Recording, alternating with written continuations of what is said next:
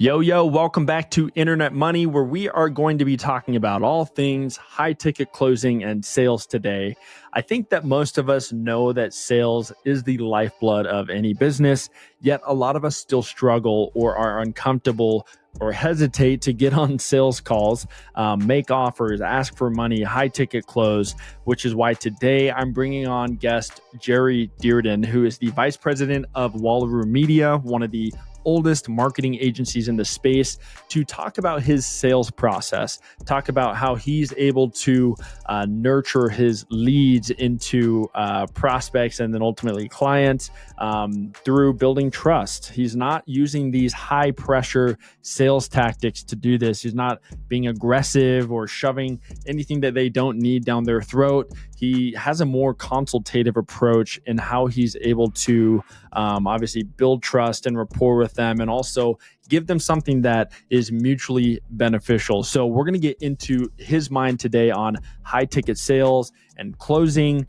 He's literally someone who has put in thousands of reps on these high ticket deals, has closed multi millions of dollars worth of deals into his agency. And so I think he's just someone that is going to be great to pick his brain on sales and high ticket closing. You're going to enjoy today's conversation. Here we go, Jerry. I feel like you have a very unique perspective as both an agency person, and not only an agency person, but your agency has been around like since before being an agency was cool. Like obviously this whole SMMA game is like hot, and it's on the rise and is dead and is hot and is, it's like a bunch of, these 20-year-olds coming out with their agencies and stuff. But you guys are true OGs in the space. One of the biggest agencies in Utah, and obviously working with some straight up killers out there, especially in the e-com space. So unique perspective there. Multi-million-dollar agency, been around forever, but also your specific role at the agency, unless it's changed now, VP of sales, you're like the head honcho there. In our info marketing space, I mean, we call it high ticket sales, and that's what you pretty much live and breathe every single day. And so I just want to like dive into that a little bit, and you can kind of fill in the gaps on where I missed out on there in terms of like, what are you doing right now, kind of what your guys' bread and butter is, that whole thing, and then we'll like start to dive in a little deeper. Yeah, cool. No, I appreciate the overview, and I agree with you. I think that I hope, at least for the podcast sake, that I can provide a unique perspective, because I'm talking to multiple brands every day, whether it's our clients or potential clients, or even just friends that are looking for advice. And so I feel like I get a really wide range of businesses as well as perspectives when it comes to making money online. And yeah, as far as my background, I was actually an account manager and media buyer here before I moved into the sales role. So uh, I'm only partially stupid when it comes to digital marketing. I know a little bit, but yeah. I think you hit it on the head. Agencies are Wallaroo and Arvo. Wallaroo does all things paid and acquisition, and then Arvo is more focused on like web and organic digital. And we specialize mostly in D2C ecom. So that's what we live and breathe and what we love to do here. And excited to talk about making some money on the internet today. Let's go, man. Let's go. So what is, and I know we're focusing a lot on like agency here because that's the world you come from. A lot of people I think that follow me are like coaches and consultants and info marketers and even service providers. I do a lot of lead gen stuff. That's kind of where I'm focusing a lot of my efforts right now. Yeah, I guess in terms of like getting clients, in terms of that whole like acquisition system, which you're obviously very familiar with, and you guys, granted, have been around forever, so you have the benefit of like all that inbound. But in general, what does that look like? How are you guys getting your leads? How are you able to nurture them? And like, how are you getting people on sales calls? Because, when I talk to, these especially brand new coaches, that's like so terrifying to them. First of all, to get on sales calls, but second of all, like, how do I get people to even book with me, or like, what does that look like for you guys? I'm not saying like one way is the right way, but for you in general, what are you seeing working? Yeah, so kind of two parts to that question, like how do we generate the leads and then how are we selling them? So I would say with lead gen, it comes back to, depending on who you are, I guess, practicing what you preach. Like us as a digital marketing agency, we know how to do digital marketing extremely well. So we do that for ourselves. And I would say some of our biggest lead magnets would be our own paid ads. So we run ads on Meta, we run ads on Google. We've tested some other platforms as well, like X. It really comes down to where your audience is spending the most time. The other thing that I think has been extremely beneficial to us is just becoming an authority in the space. So I think it's important for people to become, you could call it even a micro authority, where you're just the go-to person for whatever the specific services that you're offering. So if you're a coach, like maybe you're the go-to person when it comes to running coaching, or when it comes to how to be a power lifter, or you could get even more niche than that and you're like the authority when it comes to how to best fuel for a run, or what's the nutritional aspect of somebody who wants to be a great power lifter, or a bodybuilder, whatever it may be. So I think that building your own personal brand, becoming an authority in the space, and that's really what we've tried to do over the last 13 years, is be a go-to source of truth when it comes to all things marketing and e-commerce. And we do that via our own social channels. We do that via podcast. We do that via SEO, so content on our website, and really just making sure that when people are looking to solve a problem or have a question that they're looking to ask, that we're one of the first people that either pops up in that search, or we are one of the first people that comes to mind. And then the last piece that I think when we talk about selling, that and I can talk more about selling those other two aspects of or those other two lead funnel people. But the easiest people to sell are people that come from your own network, meaning that clients that refer us other businesses that are like, hey, we love working with these guys. You should check them out. That's going to be your easiest sale, because it's the warmest lead basically that you can get. And so I think that it comes down to providing an amazing service to whoever your client book is, and then making sure that you have a process for asking or incentivizing those referrals. And then when you get those, treat them extremely well, and usually you can close those at a pretty high rate.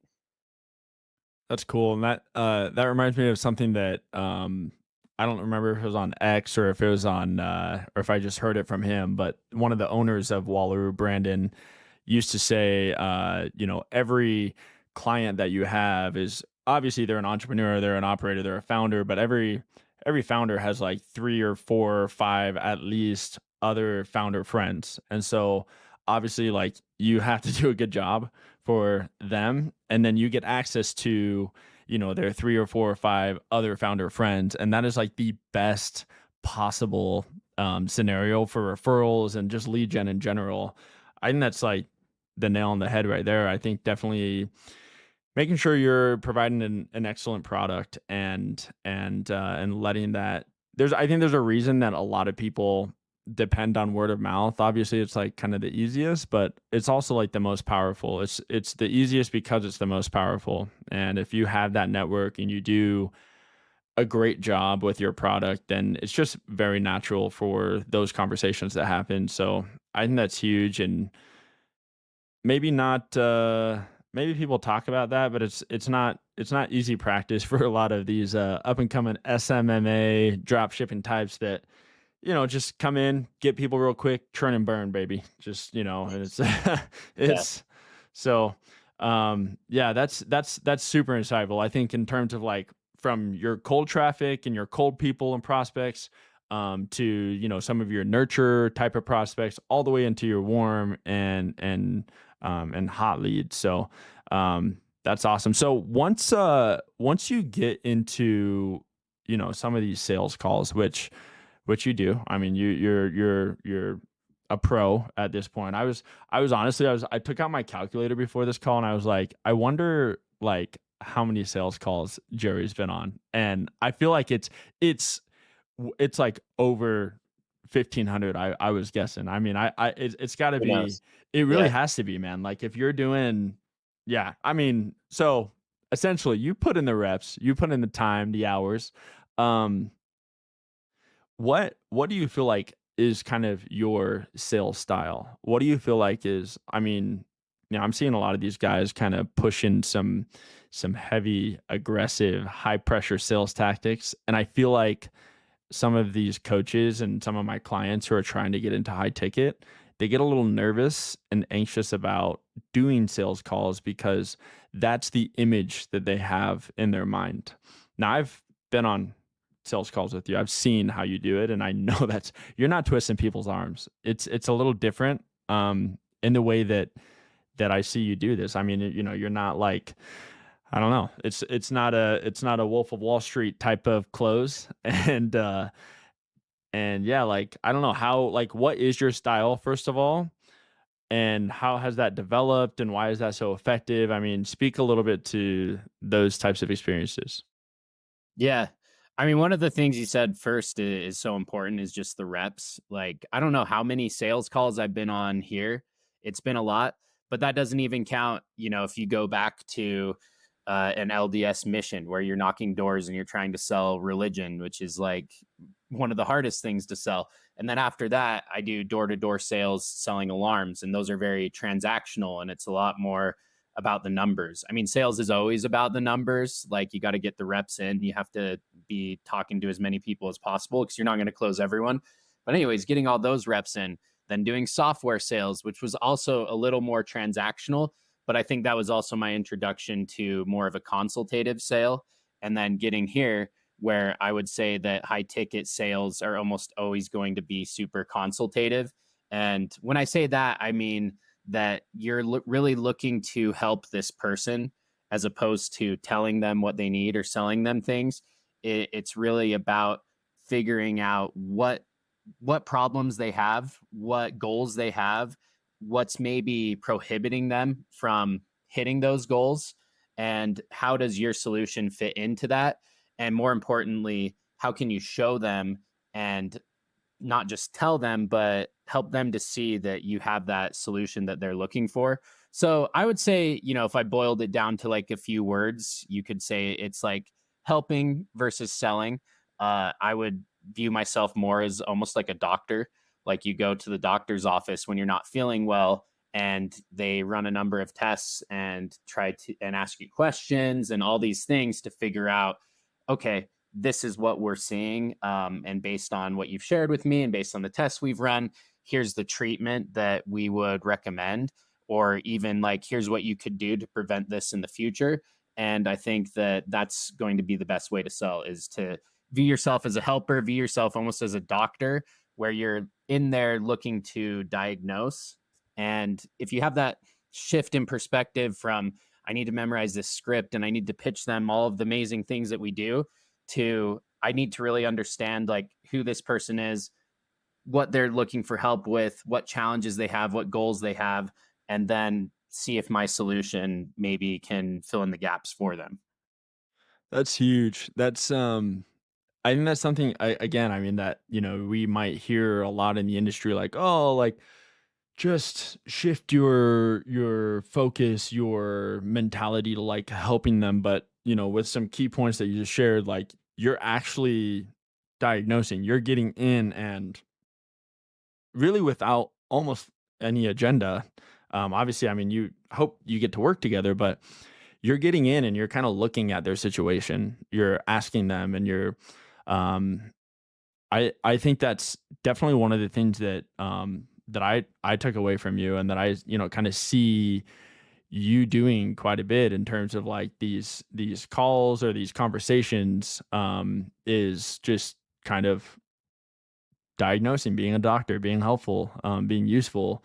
And I don't know, like I feel like another thing is like you're not I don't know, like you're almost like not expecting anything. You're just like there to help. You're there to um yeah, like everything that we just talked about, and I think that's like a totally different style than I maybe expected or maybe thought, and so I feel like that's helped me a lot in my sales calls, and they really don't feel like even sales calls, right? It's just like yeah, like you're a business owner, I'm a business owner, like let's cut to the chase, like let's look at what you're doing in your business, what your history is, and like if it's not a good fit, or you're just at a point in your business where it's like not, you're just not in the right position to do this, like then we're not going to force it. Which I think is it's maybe a whole other thing. Like, uh, do you feel like your qualification process or like, you know, I don't know, like do you find yourself like saying no more like as you mature more in sales, or not even saying no, but like, you know, not saying yes to every single person that comes your way? Like, do you find yourself doing that, and why? Yeah, good question. And I wanted to point out one thing you said that I feel like a lot of salespeople fail at would be cutting to the chase. I think that a lot of times you get on a sales call and you think that it's good to like do all this small talk and be like, "Oh, how are you?" Like, "Oh, blah blah blah," and then like finally get into it. I think people respect it more and they view you as somebody who is going to actually help them and is interested in helping them. If you just get on the call right away and just intro yourself and then say, this is the goal of the call. Like, would love an intro from you. Can you let me know where you're at? Why were you willing to get on this call or whatever? And then dive deeper from there. But to your question, which I'm trying to remember here. Do you remember what you asked me? Because Used to, I mean, going from like saying yes to like anyone saying and no. everything, and just I Yeah. don't know, being more streamlined in who you select. Yeah, yeah, because again, like if you're putting yourselves in the shoe of being like that helper or that doctor, then there's often going to be times that it's better for them not to work with you specifically, or they need another specialist. And not that it's something that you do as like a manipulative tactic, but honestly, it makes people trust you more if you're like, hey, I know you said you wanted help with this, but I actually really think that you would benefit more from this. Or, hey, we don't do that super well, or we don't do that at all. Where we can help you is here, and then I can like refer you to a partner or whatever. I think that oftentimes if you're trying to say yes to everything or do everything for someone, it it diminishes trust a little bit. And I think that if you're able to recognize where your strengths are and lean into those, then people are going to trust you more. And then the other thing is, if you are in the high ticket sales, there's also a lot of like reverse psychology kind of selling that can work well, where you're part of the discovery process isn't just for you to help them and figure out if you can help them. It's also you're vetting the prospect, or you're vetting the potential client to see like, is this somebody I actually want to work with? And I think that if you're willing to turn down some of those deals, then it's going to give you more confidence and strength moving into the next call. And it's also even going to help you close some of those that then they're thinking, man, like I really feel like they can help me, but they don't want to work with me. Why is that? And then sometimes you can resolve issues before you get into bed with somebody, so to speak. You mentioned like not not like small talking, and because you kind of feel the need to do that. Like, what are some other like mistakes or things that you've tried to like trim out of your calls, or things that can enhance your experience on these calls? Yeah, I think recording your calls can be huge because I still have a lot of work to do. I still make a ton of mistakes. And if you record your calls always, or, every so often, and make sure that you're listening back to those, you'll be surprised at how bad you are at speaking at first, and like all the filler words you use and different areas where maybe they said something that you could have doubled down on or could have asked a deeper question about that you just miss. And so it's just like somebody that's in the NFL or the NBA, like they're going back and watching their game tapes. And if you treat your business or your sales like a professional, like they do, you're going to be going back and watching film and finding all these different mistakes that you're making and things that you could improve on. So, anyways, that's just some advice, I guess, to find those mistakes. Some other classic mistakes, the filler words, like I mentioned, too much small talk, not asking enough questions. I found that if I start talking for if I start feeling like I've been talking for a long time, it was probably a long time ago, 2 minutes ago. And so I need to like shut up and get the prospect talking again by asking them a question. And other mistakes would be jumping into selling or pitching too quickly. Generally, most of my sales calls are going to be anywhere from 15 to 30 minutes, and if I get less than halfway through that time that we've allotted and I've already started pitching, oftentimes I'll view that call as a failure because I'm thinking, man, I probably didn't dive deep enough to really understand their business goals, their business challenges, that I'm already jumping into pitching something when I don't even really understand what they need from me. Hmm. Hmm. Hmm. Hmm. So what you kind of already said it, but just to review there, what do you need to have kind of like, I don't know, what's like a mental checklist that we can have in place before we start pitching? Yeah, I would say the mental checklist would be, do who they are, like what's important to them personally, what's important to their business, what are the goals that they're looking to hit, why do they feel that they're not hitting those goals. I guess if I simplified it a little bit, it would be kind of like, what's their current situation, where do they want to go, how did they think they're going to get there, and what have they tried to get there, which is kind of back to the current situation thing. And then from there, like also understanding what they want out of the relationship and out of the partnership. And then from there, I think that once I've checked those boxes and I feel like I have a really good understanding of all of that, then I think you can jump into starting to pitch a little bit. But again, then the pitch is going to be collaborative as well. It's not you talking for 5 to 15 minutes. It's you making statements and then attaching it back to what you discovered in the discovery process, and even asking for follow up of, did I hear this correctly? Does this sound like it aligns with what you mentioned earlier around your goal to do this? Or how do you feel like this could help you hit that goal? And continuing to ask questions throughout the pitch process. So, before I forget this question, actually, so do you have like a note taking system that you're like, are you taking notes while you're talking to them, or like, because that's a lot to keep them? Because you mentioned like as soon as you start pitching, like it's a series of statements, it's like, kind of collaborative. You either need a like a photographic memory, or you need to be like writing Yeah. notes, and so you can tie back. So what does that look like for you? Yeah, I mean, if you're not Mike Ross, then you should probably take some notes. And everyone has different preferences. There's people that like the pen to paper approach. There's people that just record the call and then go back and have those they can listen to the recording or the transcript and pull information from there. I personally will just take notes in the notes app. I do think, especially if you're going to be doing pen to paper, you can say like, hey, I'm going to be taking some notes here. So, if I'm looking down, I'm going to be writing down some things, or, if they're just so they know that you're still paying attention.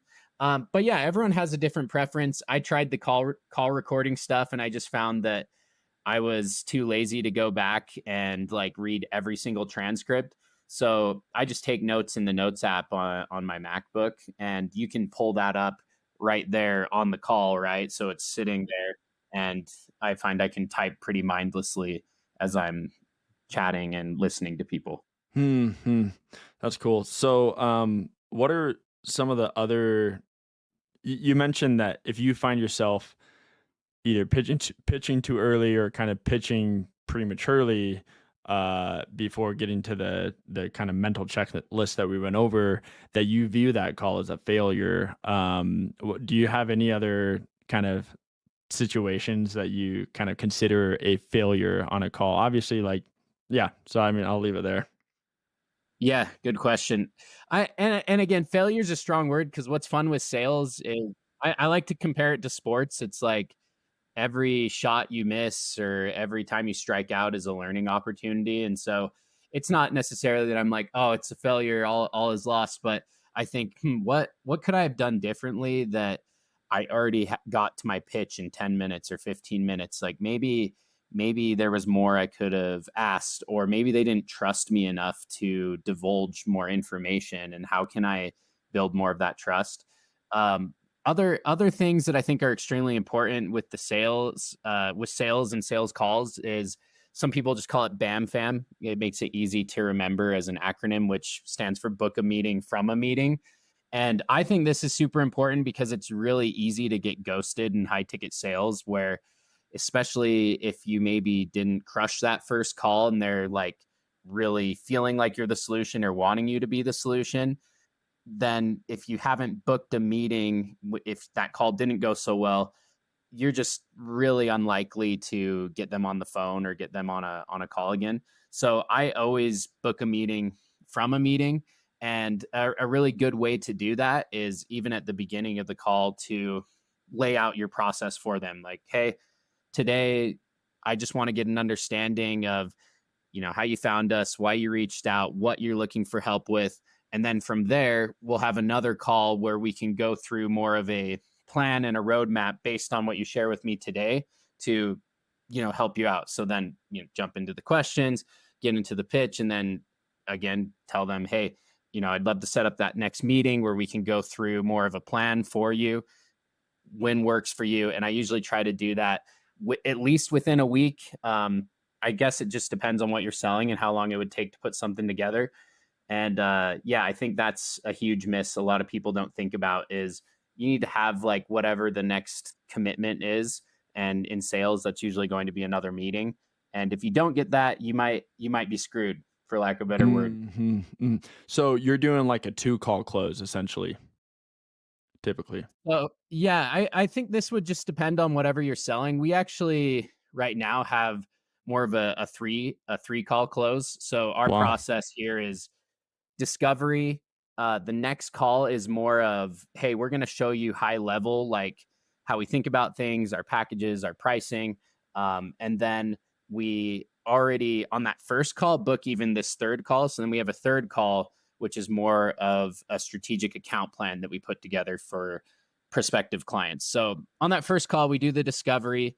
We book that second call, which is more to give them the info about generally how we work and the packages and pricing. And then we have the third call already booked as well, where they've given us access to their ad accounts or to their website or whatever we're taking a look under the hood at. And then that's where we can basically say, hey, everything we showed you on the second call, we're going to be tailoring this specifically to your business after we've had some time to look under the hood. And then, from there, hopefully we can close it on that. If not, sometimes we'll even book a fourth call, which is more of, hey, like you've had all the information, like where do we go from here, kind of thing. Wow. So the first time they hear the price is in the second call. Yeah, and people have like their own methods with this. I personally feel like if someone wants to know the price, like if they're asking about it on the first call, I like to go the route of, then following it up with questions. Like if you're whatever you're selling is a little more tailored, you can try to get more understanding and then, kind of give them a budget range or a price range. But some people don't like to divulge price. I personally feel like it builds more trust. I think that if you're like, nah, we'll get into that the next call, like it really depends. I think that your trust goes down a little bit. And if you've done a good job in that first 15 plus minutes of really like trying to understand their business and appearing like an expert with your line of questioning, then usually price isn't going to be a major factor. And if it is, then maybe it's good that you don't waste your time trying to like somebody who doesn't have a budget, right? Yeah, yeah, 100%. Okay, that's interesting. Um, yeah, just as you're actually first, do you do you have any horror stories of some bad sales calls that come to mind, or funny stories that Oh man, now I got to think about it. I mean, I'm sure I have like a lot of ones that have gone really bad. I mean, especially on door to door sales, like you're talking to so many different people that there's I had like 3 guns pulled on me, you know, while Oh doing my door gosh. deals. That's fun. Uh, and I'm trying to think with like I think the biggest mishaps I've had on any sales calls with like within the agency space would be where I haven't like put in the effort or paid enough attention where I'm misaligned with their goals or I didn't understand what they actually wanted and then I'm pitching this thing and they're like, "Hey, you're wasting my time." Like stuff like that where maybe I haven't put in enough effort and then I look and feel stupid. But trying to think of like anything super funny. I know you asked me funny, and I'm like, oh, I got guns pulled on me, and you know, people hating. But yeah, I think if you don't take yourself too seriously, then both you and the prospect are going to have fun regardless of what stupid things happen on the call, and they can like sense that if you're super uptight or if you're like super scripted. And I think that if you just be yourself, that even if dumb things happen, you can have some fun with yourself and be like, you know what I just said was really stupid. Let me bring it back and like make sure that it aligns more with what you were asking me or you know what I wanted to actually tell you. Yeah. But yeah, again, I'm sure there's lots of horror stories. We need to go back and watch your recordings, man. Oh Create a yeah. horror story highlight reel. Oh, there's probably countless terrible things. I mean, I guess one thing that comes to mind because I'm thinking about how bad my call background is right now, which it's a white wall. I had one lady be like, "Are you like in your closet or something?" And I will say this is a mistake I think that I have right now is I do think a call background is important, like how you present yourself. Do you look elevated, like where you're living, or not necessarily where you're living. I'm not saying you have to have like a nice house, but I actually mean like where you're presenting and stuff. Do you have like a haircut? Are you well trimmed? All that stuff is important when it comes to high ticket sales. Is how you are presenting yourself. And if you're not presenting yourself well, then it better connect well with your personality, which, you know, some people do better than others, like Post Malone or something. But anyways, I had a lady who was like, "Are you in your closet?" And then I had another deal I lost because I used to have this like big skull that was like a hole or something behind me.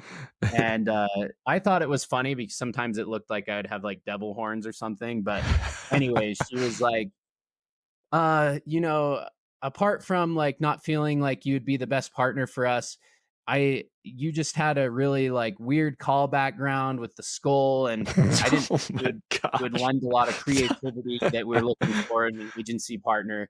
But anyways, I took her advice. Well, obviously not, but I'm going to update this soon because I do think it's true. Like you got to play the part. If you're pitching like fitness stuff, you got to look fit yourself, or if you're pitching agency creativity stuff, like can you appear to be creative yourself, and thinking about that stuff can be important when it comes to selling. That's funny, man. So a lot of this plays into trust, which seems to be kind of a theme that you unknowingly kind of keep bringing up. You've mentioned actually the word trust a couple times on this call, but um, one, what does the role of trust play in these calls, in these relationships? But also, two, like, how do you, what else do you, I mean, you mentioned grooming and background and stuff, but, and also kind of the more the consultative approach in these calls, but what else do you kind of do to help the trust factor to be present in these calls. Yeah, I mean, I am a big proponent of trust. My hot take would be that, and when I say trust, I even just mean your likability. Like, do they like you? Do you connect well with each other?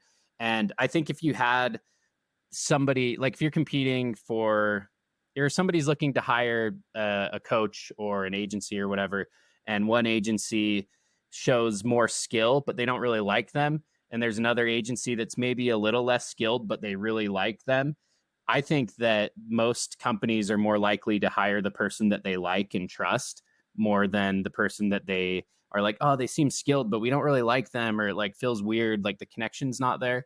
I think that likability and trust are in some ways going to be more important than that skill set.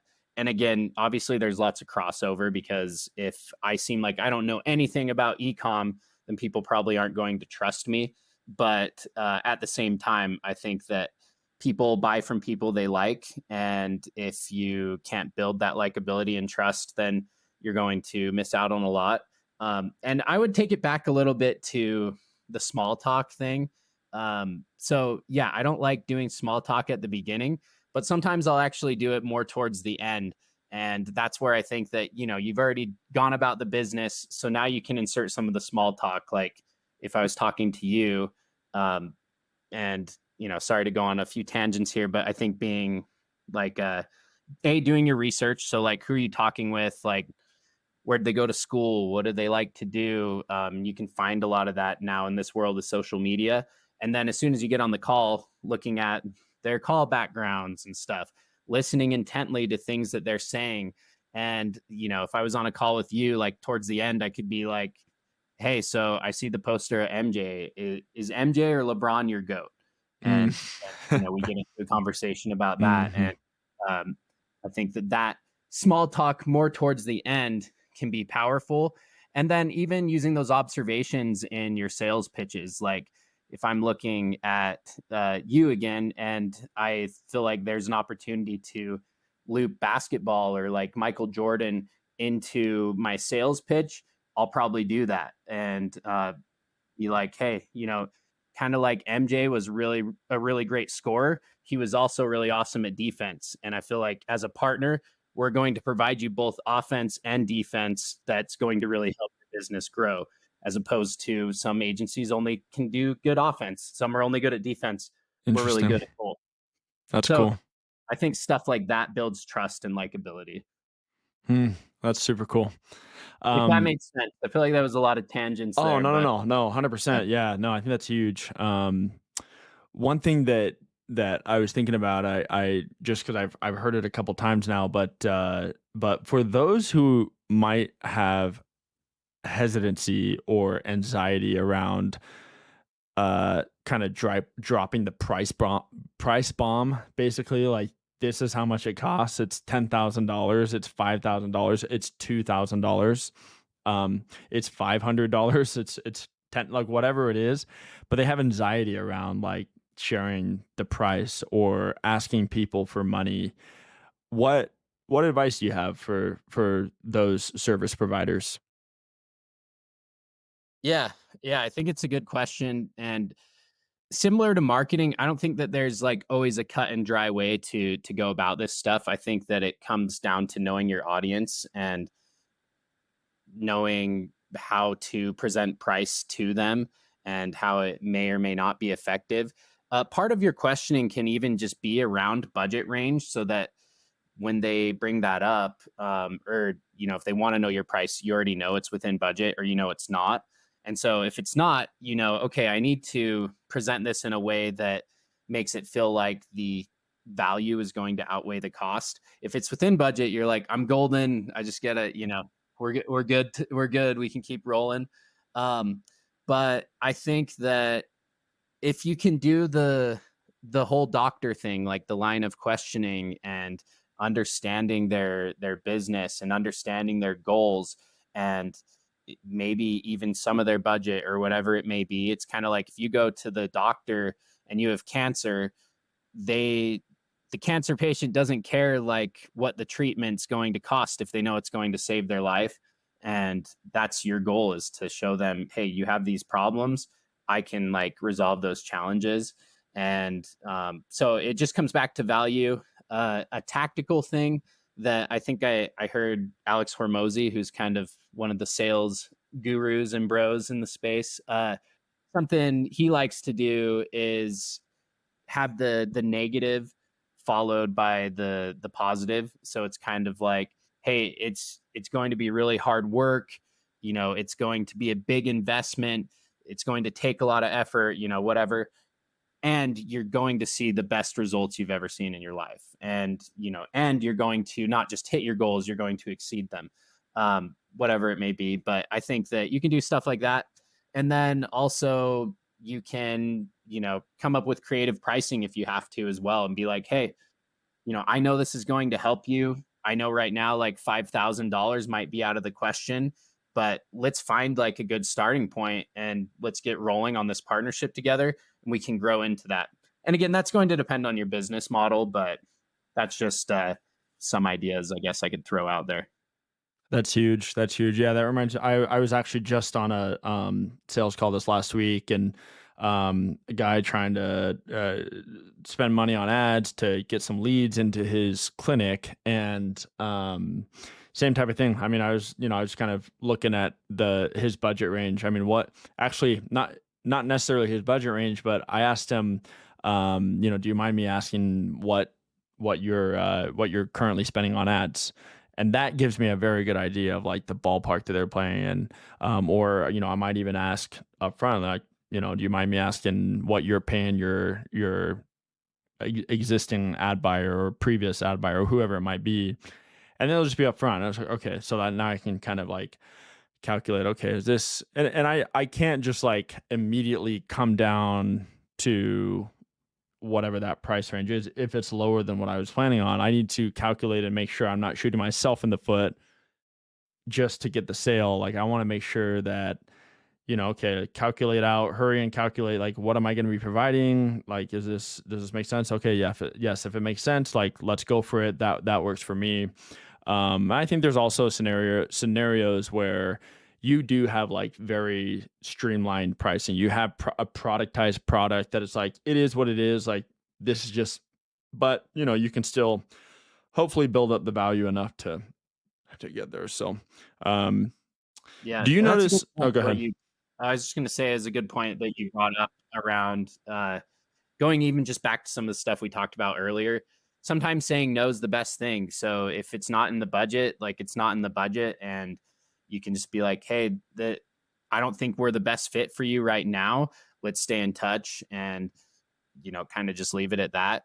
And then I think you brought up other good points. Like there are questions that you can ask in the discovery process, and that'd probably be a good exercise for any business owner or coach that you're working with, to go back and ask questions that are connected to your product or offering, that can also help you understand budget, whether, like you said, ad spend or revenue. And it's like, if they're only doing 100K in revenue, okay, their budget's a lot smaller than someone doing a million or 10 million.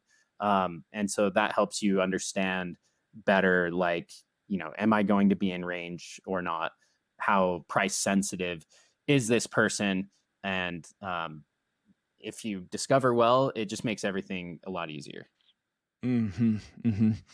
One of the things that we're noticing, especially with our high ticket coaches, and high ticket products, is like, especially in the last like year, probably more 6 months, especially, and whether we want to say we're in a recession or not, it we are noticing like a pullback, and we're noticing, just consumers being a lot more conscious of where they're putting their money.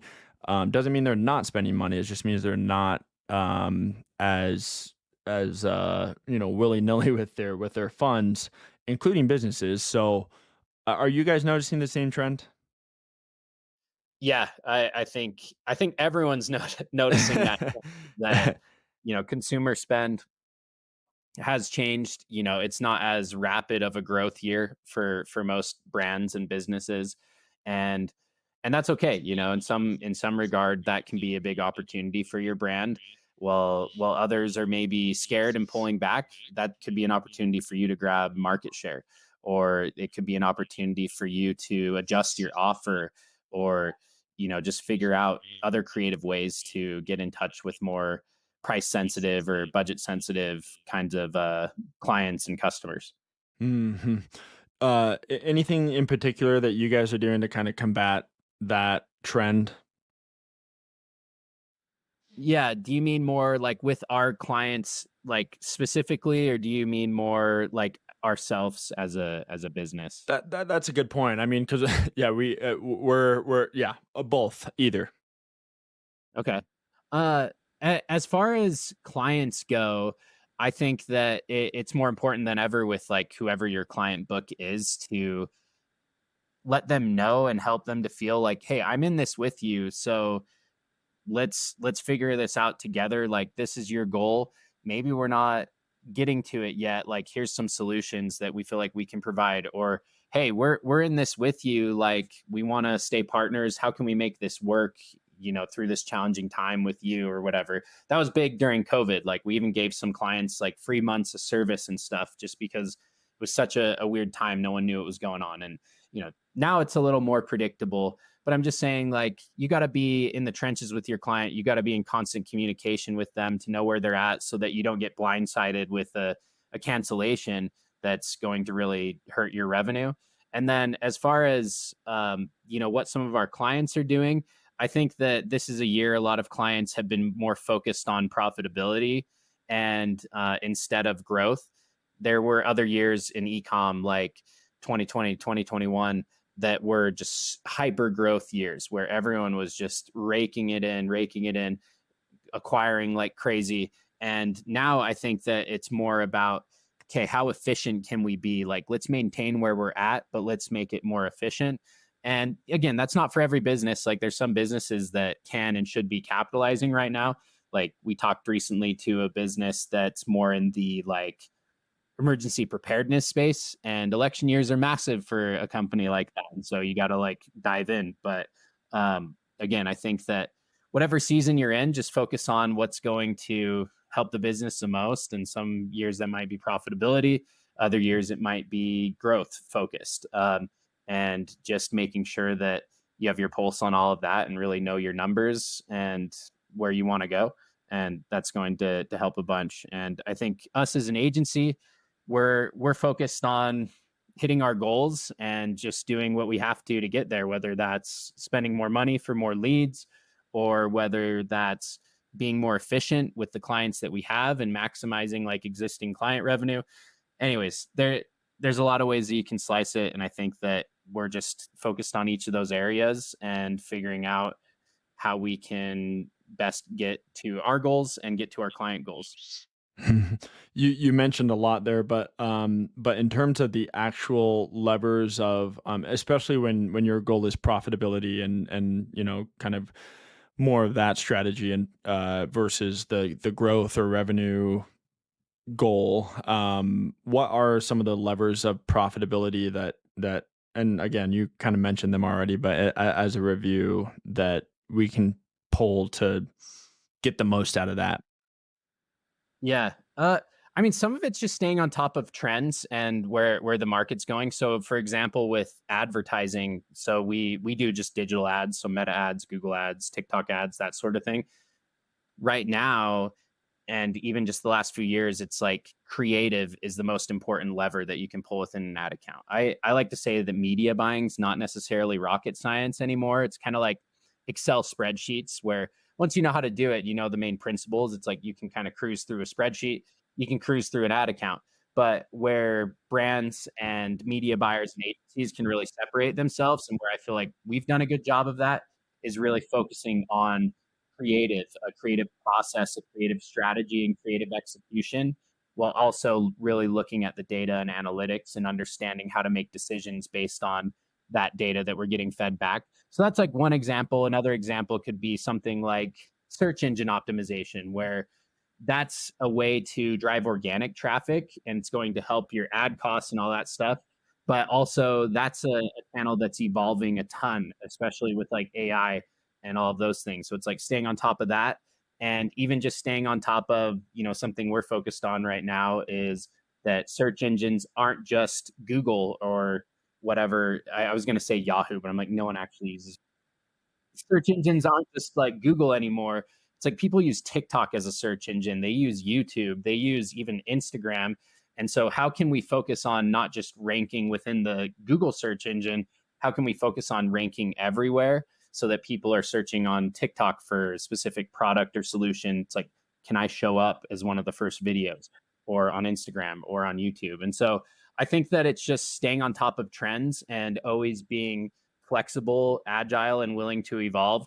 And those are the brands that are going to survive. It's the ones that are just set in their ways and not open to new ideas that are going to suffer during the hard times. Is SEO dead? So some would say yes, but I think that's where the ranking everywhere thing is huge and is huge right now for our clients. Is like, you'd be surprised how many people are searching for things on TikTok instead of Google, or are going to YouTube to ask questions instead of Google. Hmm. And obviously Google and YouTube are owned by the same company. So like, if you have really good YouTube strategy, when people Google things, like your YouTube videos will pop up as well. Hmm, hmm. What and I was slightly kidding there, but also like, I could be convinced, I feel like SEO in particular is like one of those like mysterious, like very unknown things in the digital marketing space, especially. Yeah. But yeah, you're right. I think if you have someone like Wallaroo in your corner, I mean, you're gonna have your SEO Thank you. strategy Thank you. dialed in, Yeah. and yeah. So any other trends you're seeing, and more on the obviously you guys are heavily focused on e-com and D2C. Anything more in that space, in that arena, in terms of your actual client results and client market trends right now that you're seeing on that front? Yeah. I'm I mean, sure you mentioned creative's the there's biggest lever, unlimited but stuff. Yeah, yeah. yeah. Creative is huge.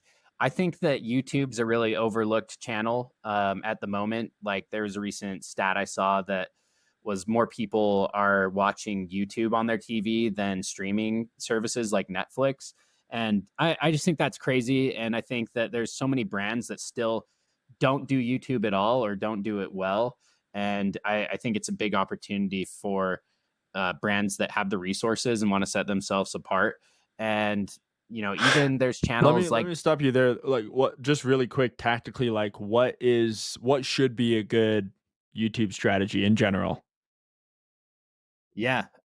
So I we're big proponents of like hitting any channel from all fronts. And when I say that, I mean that there's the organic side, and organically it'd be focused on, long form YouTube videos as well as short form. And then there's the influencer side, where, find YouTube creators that you can work with that can talk about your brand or make videos about it. And then the last piece would be ads. So if you're kind of hitting all of the different aspects of YouTube, organic, both long form and shorts, the influencer side, and ads, then you'll likely see success on the channel.